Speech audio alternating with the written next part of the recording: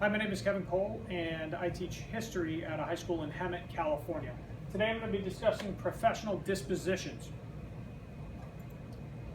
So first, what are professional dispositions? Well, according to the Grand Canyon University website, they are the values and professional ethics that make you you. They influence you as an educator and as a human being. Those are the ethics you hold dearly. They influence your behavior both towards colleagues as well as towards students. They also influence your behavior in all that you do. They influence your behavior with the community, on the campus, and certainly with your colleagues and with your students. They have a significant impact. How you behave has a significant impact on how your students learn and their level of success.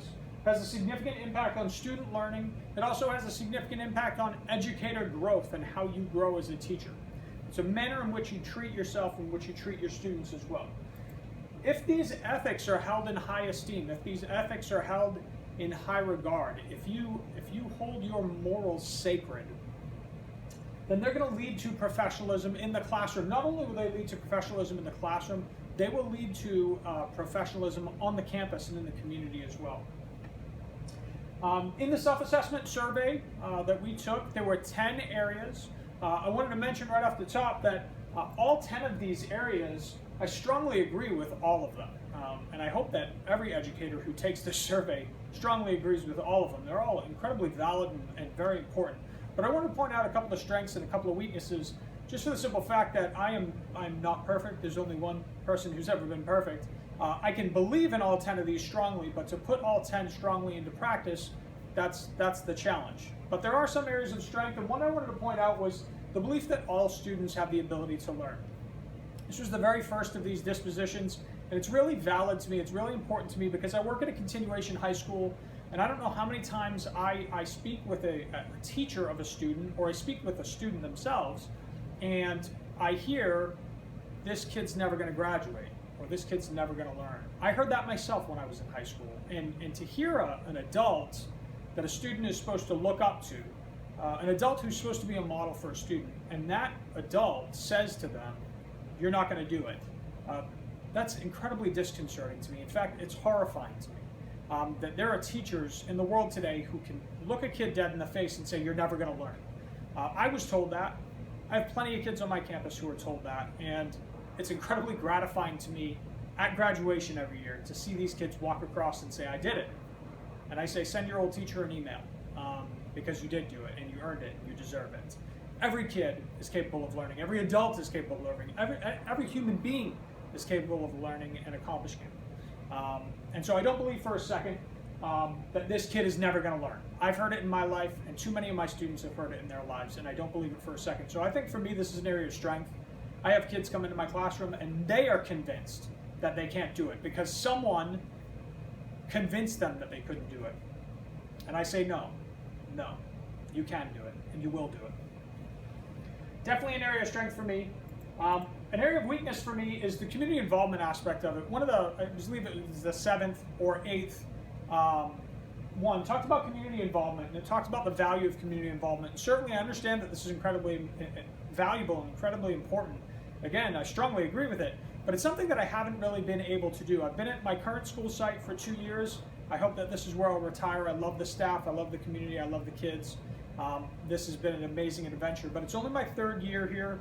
I've done the CTI or the beginning teacher program here in California, what used to be called BITSA.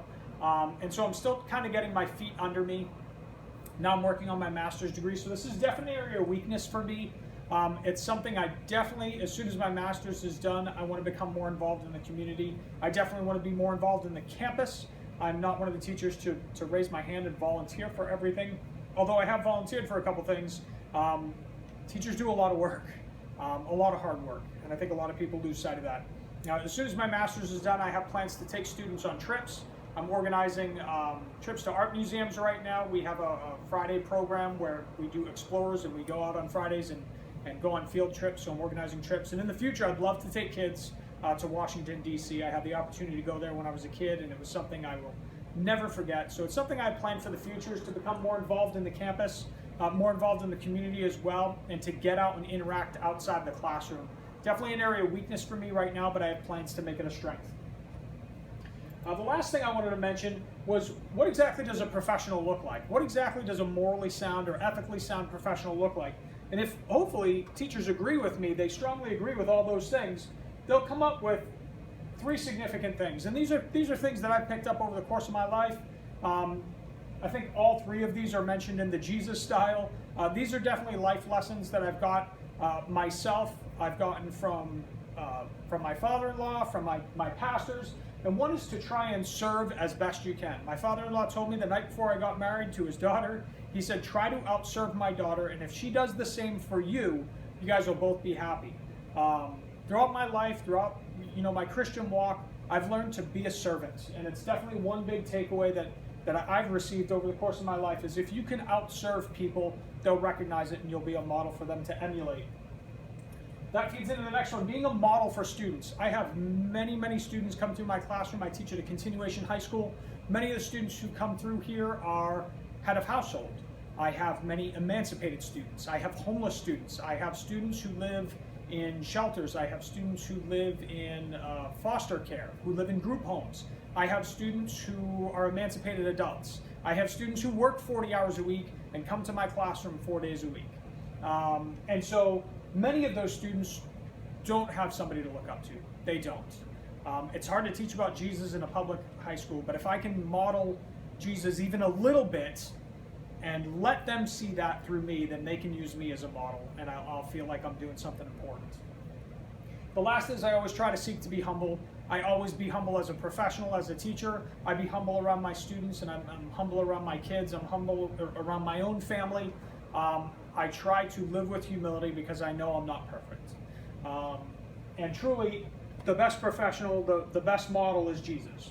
And I try to emulate that just a little bit, and hopefully if others see it, they'll see me as a good model.